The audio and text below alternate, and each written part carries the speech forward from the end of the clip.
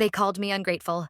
But when federal agents dragged them out of their mansion, my mother screamed, "Charlotte, please don't." And me? I just smiled, turned around, and walked away. I wasn't supposed to hear my own mother say, "It's just a house. Charlotte will understand. She always does." But I did. And that was the exact moment I realized I had never really been part of this family. I was just their fallback plan. Their plan B, the invisible daughter who existed solely to fix their messes. Let me back up a bit. I'm Charlotte, 31 years old, an architect by profession, but apparently just a glorified bank account in my parents' eyes. For the past 7 years, I'd poured every spare dollar, every ounce of my energy, and frankly, every bit of my pride into restoring my family's ancestral home. That house wasn't just old wood and bricks, it was the last standing piece of our history, a place my grandfather built with his bare hands after the war. While my friends were buying condos and taking beach vacations, I was crawling under floorboards, negotiating contractor rates, and working late nights just to afford specialized restoration materials. I didn't even own my own place. I lived in a cramped rental apartment downtown because every spare cent went into our house. I thought I was preserving a legacy. Turns out, I was just paving the way for my cousin Spencer to inherit it all. Spencer, the golden boy, fresh out of prison for, you're going to love this, fraud and embezzlement. But somehow, in my parents' eyes, he was still the future of this family. Why? Because he's a man. And in their warped, outdated world, that apparently means something. That day, I'd driven down to surprise them for my mom's birthday. I had a custom necklace made for her. Real silver, engraved with the house's blueprint I personally designed. Thoughtful, right? But when I walked up the driveway, I heard her voice through the kitchen window. She was on the phone with my uncle, Spencer's dad, and what I heard made my stomach twist into knots. "It's settled then," she said. "We'll finalize the paperwork next week. Spencer will take over the deed. Poor thing's been through enough. This house is his fresh start." I stood there, frozen. My hands were still gripping the velvet box with the necklace inside. That was the moment I understood. I had been financing my own humiliation. I didn't confront them immediately. I needed answers first. I waited until dinner. Mom sat across from me, her face glowing with birthday joy, completely unaware that every bite I took felt like swallowing nails. When she unwrapped my gift, she gasped, "Oh, Charlotte, it's beautiful." I leaned in, my voice low but cutting. "Not as beautiful as the house you're handing over to Spencer." The air went dead silent. Dad coughed, trying to change the subject, but I wasn't having it. "Care to explain when you plan to tell me that everything I've sacrificed for is about to be signed over to a convicted felon?" Mom's face shifted from fake surprise to that patronizing softness I've grown to despise. "Sweetheart, you have a successful career. You don't need the house. Spencer's had such a hard time. We're just trying to help him rebuild." I let out a bitter laugh. Help him rebuild? He literally knows how to rebuild financial statements. Should I remind you why he went to prison? Dad finally spoke up. "Charlotte, don't be dramatic. It's just a house." That's when something inside me snapped. I stood up, chair scraping loudly against the floor. "You're right, Dad. It's just a house. But every shingle, every beam, every square inch of that place. I paid for it. I bled for it. And you're just going to hand it over to him like it's some participation trophy for his criminal record?" Spencer chose that moment to waltz through the front door like he owned the place already. He had the audacity to give me that smug little smirk. "Hey, cuz, this really isn't a big deal, you know? You're making it weird." I turned to him, my hands clenched so tight my knuckles went white. "You're right, Spencer. It's not a big deal. But tell me something. When you're done ruining this house like you've ruined everything else, what's next? My savings account?" He chuckled like I'd made a joke. "Relax, Charlotte. It's just property. You're acting like it's life or death." I stared at him, then my parents. These people who were supposed to love me, protect me. And I realized they'd already made their choice. I was never the future of this family. I was the financial crutch, the dependable one they could discard when it was convenient. I didn't cry. I didn't scream. I simply walked out that door, my mind already racing through every document I'd signed, every receipt I'd kept. They thought I'd just roll over and accept this? They had no idea who they were dealing with. And that, my friends, is where the real story begins. The second I stepped out of that house, my heart wasn't just pounding. It felt like it was trying to claw its way out of my chest. But it wasn't fear. It was rage. Cold. Calculated. Controlled. They really thought I'd just fade into the background. That after everything, after 7 years of sacrifice, I'd let them hand my life's work over to a man who couldn't even keep his hands out of other people's wallets. Well, not this time. I barely slept that night. My mind kept replaying every dollar I'd spent. Every night I stayed late at the office just to cover the costs of new roofing, heritage-compliant windows, and God knows how many foundation repairs. My bank account might have looked modest, but my paper trail? Impeccable. By morning, I wasn't grieving anymore. I was planning. First, I pulled out my files. Meticulously organized receipts, digital contracts, email confirmations with the contractors. Every nail, every tile, every single dollar had my name written all over it. I didn't just contribute. I funded that house. They thought I was just a sentimental fool, but they forgot. I'm an architect. And not just any architect. My firm works directly with the state's Historical Preservation Society. That house wasn't just a family home. It was a registered historical landmark under consideration for preservation status. And guess what? There's a little-known clause buried in those applications that requires all primary financial contributors to be consulted before any ownership transfer is finalized. So, while my dear cousin Spencer was probably out buying celebratory cigars with the inheritance he hadn't even received yet, I was filing a formal injunction through the Preservation Board. I wasn't stopping there. I scheduled an emergency review meeting to escalate the house's status from under consideration to protected property. By the time lunch rolled around, my inbox was lighting up with emails confirming that the house was now under temporary protection, meaning no sale, no transfer, no shady backdoor inheritance deals until a full investigation into its ownership and financial backing was complete. You could practically hear the sound of Spencer's ego deflating from across the county. But I wasn't done. Not even close. 3 days later, the silence broke. My mother showed up at my apartment. No warning. No text. Just standing there at my door with that same look she wore every time she needed a favor. Half pity, half expectation. I cracked the door just enough to look her in the eyes. You here to thank me for keeping that house from crumbling under its own foundation, or did you forget the part where you were giving it away to a felon? Her expression flickered. And then she did exactly what I expected. She sighed and went full maternal guilt trip mode. Charlotte, you're making this harder than it needs to be. You have your career, your success. Spencer? He just needs something to hold on to. You know how fragile he is after everything he's been through. I laughed. Out loud. Right there on the doorstep. Fragile? Mom, the man literally defrauded a retirement community and walked out of prison like he was taking a vacation. And now you want me to feel sorry for him? Her face hardened. This isn't about who deserves what. It's about family. You don't just abandon people because they make mistakes. I took a deep breath. No, Mom, you're right. You don't abandon people because they make mistakes. But you don't reward them for it either. And you sure as hell don't punish the person who's been keeping this family afloat just because she's not a man.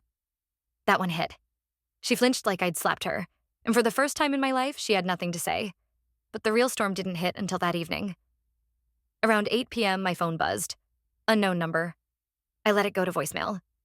30 seconds later, it buzzed again. This time, it was Spencer. I picked up just to hear what kind of pathetic excuse he'd try to serve me now. His voice was ice cold. Hope you're happy, Charlotte. You've officially ruined everything. Mom's in tears. Dad's talking about rewriting his will. And I'm about to be homeless because of you. I leaned back on my couch, calm as ever. Sounds like a personal problem, Spencer. Maybe try getting a job. I hear those help. There was a pause. Then the venom came through.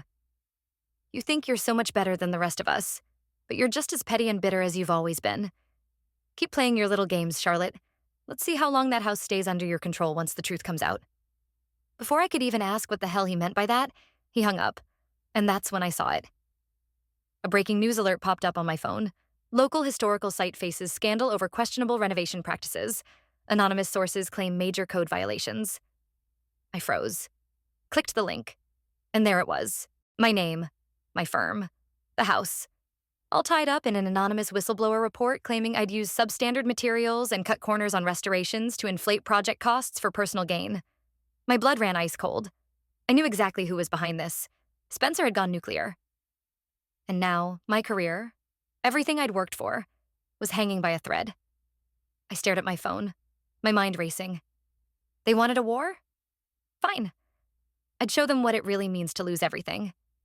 Have you ever sat in a meeting where your entire professional reputation, everything you've built over a decade, hangs by a thread because of a lie?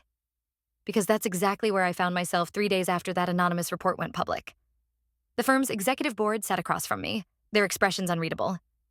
My boss, Lauren, a woman who had mentored me since my first day as a junior architect, refused to meet my eyes. That hurt more than I expected. Charlotte, she started, her voice clipped and professional. We've received a formal inquiry from the State Historical Preservation Office. They're requesting full project documentation for the Crestwood Estate restoration. The words felt like a slap. The Crestwood Estate, that's the family home I'd been fighting to save. And now, thanks to Spencer's little vendetta, it wasn't just a family matter anymore. It was a career-ending scandal in the making. I swallowed hard. I have every document, every receipt. I can prove... Lauren raised a hand. I hope so. Because if there's any truth to these allegations, we're talking about professional misconduct. Fraud charges, license suspension. You understand the gravity of this, Charlotte? Oh, I understood. All too well. But what they didn't know was that while the vultures circled, I was already sharpening my knives. That night, I didn't go home. I went back to the office, locked myself in the archives room, and pulled every single file I had on the Crestwood project. Every payment, every contractor's signed compliance form, every photographic record of material use. But there was something else. Something that had been bothering me since Spencer's last call. Let's see how long that house stays under your control once the truth comes out. The way he'd said it. So smug. So certain. And then it hit me. I wasn't just dealing with a petty family squabble. Spencer had planted something. Literally. My heart slammed against my ribs as I scrolled through the renovation reports. One item stuck out. An invoice for structural reinforcement beams delivered during a week I wasn't even in town. I didn't authorize that. And then I remembered. Spencer had visited the house during that time, claiming he wanted to make peace and see the progress. My blood ran cold. I grabbed my phone and called Ethan, one of the most reliable contractors I'd ever worked with. Ethan, when you installed the support beams in the East Wing, did you confirm the materials? He hesitated. Charlotte, those beams weren't from our usual supplier. Your cousin insisted on a rush order and said he had your approval. He what? Ethan continued, his voice full of regret. I'm sorry, I should have double-checked. But he showed us an email with your signature. It looked official. I felt sick. Spencer had forged my authorization, installed substandard materials, and then sat back to watch the house literally crumble under the weight of his sabotage. And now, he was using that as ammunition to ruin me. I should have broken down right then and there. But something else took over. Cold, precise fury. If Spencer wanted to play dirty, I'd show him what a real fight looked like. The next morning, I contacted my attorney. We filed an immediate fraud report and requested a forensic analysis of all renovation work done at the estate, especially during the period I was away. But I wasn't stopping at legal action. I reached out directly to the Historical Preservation Office and demanded an emergency site inspection. My reputation was being dragged through the mud publicly.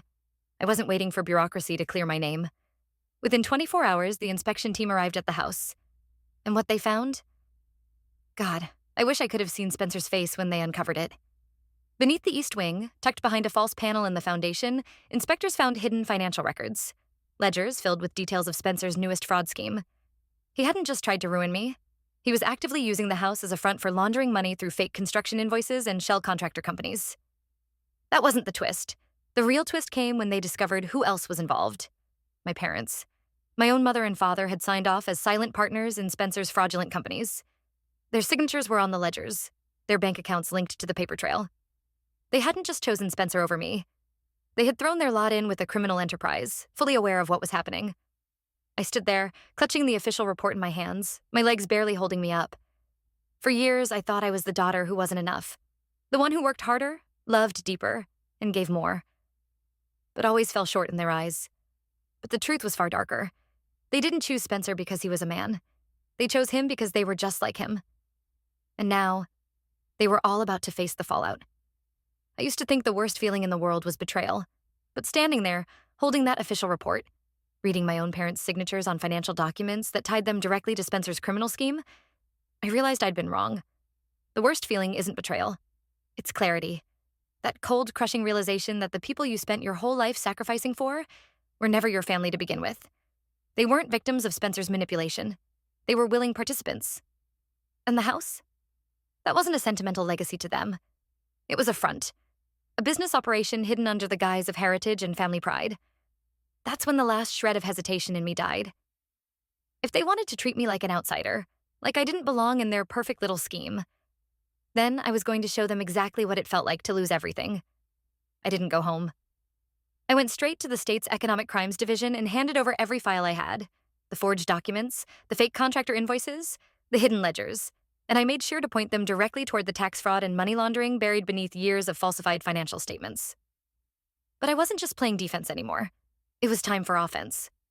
Through my connections at the Historical Preservation Office, I arranged for an emergency tribunal. The Crestwood Estate's historical designation was immediately upgraded to Protected Cultural Site, which under state law meant it couldn't be sold, mortgaged, or altered without full government oversight. In one stroke, I locked that house down tighter than a federal vault. No quick sales, no backdoor deals. Spencer's golden parachute? Gone. But I wasn't finished. I filed a civil suit against my parents and Spencer for reimbursement of every dollar I spent on the house, down to the last damn light bulb. The lawsuit would freeze their personal assets until the matter was resolved. That meant their accounts? Locked. Their credit cards? Declined. Their financial lifelines? Cut off. By the end of the week, they couldn't so much as buy a gallon of gas without hitting a dead end.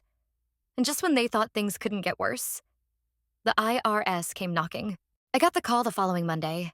Lauren, my boss, her voice tight but satisfied. Charlotte, thought you'd like to know. The federal agents raided the Crestwood property this morning. Your parents and Spencer were there. I didn't even ask for details. I could picture it perfectly. Spencer's smug little grin wiped clean as agents stormed through the grand entryway he thought would be his kingdom. My parents watching their precious facade crumble around them. But that wasn't the twist. No, the real twist was something even I didn't see coming. 2 days later, a package arrived at my apartment. No return address. Inside was a flash drive and a note. If you're reading this, it means you've already burned everything to the ground. But you don't know the whole story. Watch this. My hands shook as I plugged the drive into my laptop. A video loaded. At first, it was just static. Then a grainy recording flickered to life. It was Spencer, sitting at a bar, drunk, laughing with someone off camera. And then, clear as day, his voice slurred out something that made my blood freeze. She thinks it's all about the house, the money. But nah, it was never about that. This was about revenge. You know her dad was supposed to marry my mom, right? Before she got dumped for Charlotte's perfect little mother. Guess who lost everything because of that? My mom. And guess who spent years making sure we got it all back? He laughed. Charlotte's just the last piece of the puzzle. She was always the weak spot. Too busy trying to earn their love to see what was really happening. And now, she's done the hard work for us, built the perfect asset, and once it's in my name, the video cut off. My vision blurred. It wasn't just greed. It wasn't just manipulation. This had been planned. For years, a generational grudge I never even knew existed. And I had walked right into it. But what Spencer didn't realize is that by leaving that trail, by getting cocky and recording his confession, he'd handed me the final weapon I needed. I stared at the blank screen, my hands clenched into fists. This wasn't just revenge anymore. This was war. I stared at the screen long after Spencer's slurred confession ended. It all made sense now. The way my parents had always looked at me with that faint, lingering disappointment. The subtle way my mother praised Spencer's every pathetic attempt at redemption while treating my hard-earned success like a side hobby. It wasn't just favoritism. It was punishment. For a choice my father made decades ago, choosing my mother over Spencer's. And somehow, I became the living reminder of everything his side of the family lost. Well, if they thought I was their final pawn, they were about to learn exactly how a queen moves across the board. With that flash drive in hand, I walked straight into the office of the lead federal investigator handling the case. No appointment, no hesitation. I dropped it on his desk and said, "This is everything you've been missing." Within 48 hours, Spencer was arrested, not just for fraud or tax evasion this time. He was charged with conspiracy, financial crimes across state lines, and, here's the kicker, attempted destruction of a cultural heritage site. Apparently, those cheap support beams he ordered had structurally compromised the East Wing. If I hadn't intervened, the building could have partially collapsed within a year. And my parents? Oh, they didn't just lose their assets. They lost their freedom. Turns out their silent partnership wasn't so silent after all. Multiple forged documents, emails, and bank transfers traced back to them directly. When confronted, my mother broke down first, claiming she only did it to secure the family's future. My father? He stayed quiet, just like he always did when things got hard. They were both sentenced to house arrest while awaiting trial. Their accounts frozen, their reputation destroyed. And the house? I stood there on the courthouse steps the day the final ruling came down. The government officially seized Crestwood Estate to convert it into a state-protected museum. The legacy they tried to steal? It would now bear my name as the lead architect and preservationist on the project. Spencer wouldn't get a cent. My parents wouldn't get a visit from the daughter they used like a checkbook. And me? I stood taller than I ever had before. A month later, as the first plaque bearing my name was unveiled in front of the restored estate, a reporter asked me if I had any regrets. I smiled and answered honestly. I don't regret saving this place, but I do regret waiting so long to save myself. That's the thing about letting people walk all over you for years. One day, you wake up and realize you're not the doormat. You're the storm they never saw coming. Life lesson I learned. Sometimes it takes losing everything you thought mattered to realize you've had the power all along. Family isn't just blood, it's respect. And if they can't offer that, they don't deserve a place in your life.